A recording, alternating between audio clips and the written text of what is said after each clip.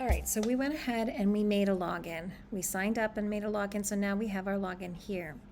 We're going to go to Create over here in the corner, and that's going to get us into a project.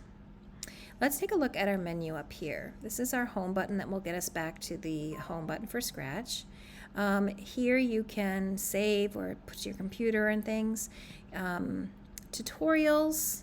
You might want to check out Make Music tutorial at some point. You can name your project. We can share our project when we're ready. Here's where I find other projects that I've made. All here. Okay, I'm going to go back to create, and then of course at the end here is my settings for my profile.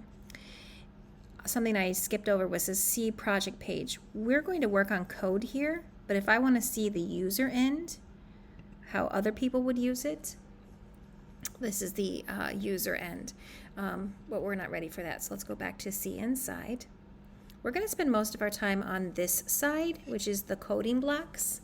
More specifically, under the Code tab, we're going to be using Sounds and Events.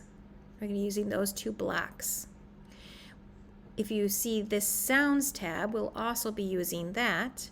Here's where you'll find the choosing a sound in the sound library. You can record your own sound, upload a sound. So here's where we'll be doing some things with sounds, and of course here's our editing tools.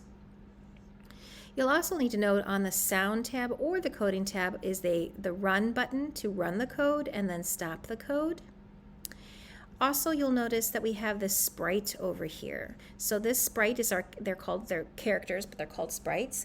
You can change them, characters, there's all kinds of them that you can use. But here's the thing, we're going to be spending most of our time making sounds, coding and programming sounds. So we don't necessarily need to animate and move and make like a game visual, but you can with backgrounds and all kinds of characters.